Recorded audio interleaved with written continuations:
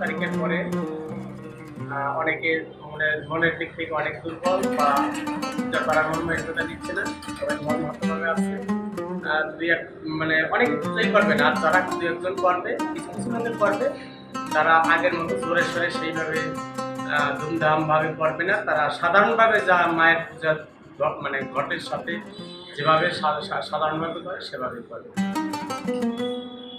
12খানা প্রতিমা তৈরি করছি।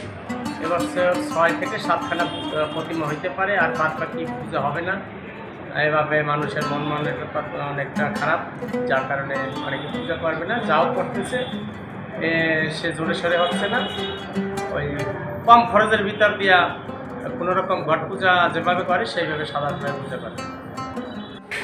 সমস্ত বাংলাদেশি যেমন মন মরা তেমন জাতগুলো তবে হবে না,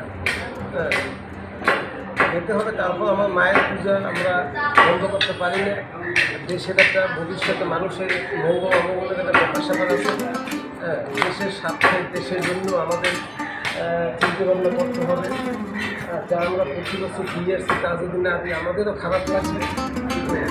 সব দিক বিবেচনা করে যাতে পুজোটা সম্পূর্ণভাবে হয়, সার্থিকভাবে পুজোটা যাতে হয় সেই চিন্তাভাবনা আমাদের করতে হবে সবাই কমিটি, এবং আমাদেরও সার্থিকভাবে মাঠে বানাইতে হবে।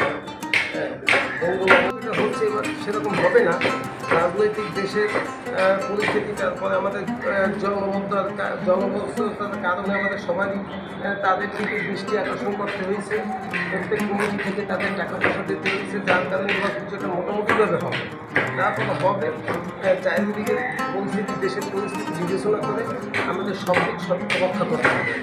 তার থেকে 2খানা প্রতিমা বছর বানাইতেছে।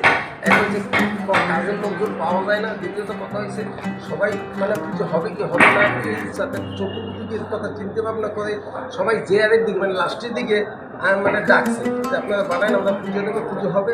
কিন্তু এখন সময় মতো যদি না যায় তা আমরাও আবার কী করবো। যে কয়েকজন যাচ্ছে আমাদের নিরাপত্তা বলায় মৃত্যুগুলো আতঙ্কের সবার মধ্যে কাটিনি। তারপর এখন আমাদের দেশে একটা জায়গায় বন্যা দুর্গত এলাকা, সেই বন্যা দুর্গত এলাকায় অনেক লোকই এখন দুঃখ কষ্টের মধ্যে দিনাতিপাত করতেছে, পানির জন্য, খাদ্যের জন্য, ওষুধের জন্য, সেখানে হাহাকার চলতেছে। তাই আমাদের এবার পূজা সব কিছুই স্বাভাবিকমতো হবে, কিন্তু নিয়ন্ত্রিতভাবে। যেমন আমাদের আলোকসজ্জাটা নিয়ন্ত্রিত থাকবে, বাজনা নিয়ন্ত্রিত থাকবে, পূজার সাড়ম্বরতা সব কিছু বাদ দিয়ে আমরা একটা অনাড়ম্বর পরিবেশে নিয়মতান্ত্রিক উপায়ে পূজাটা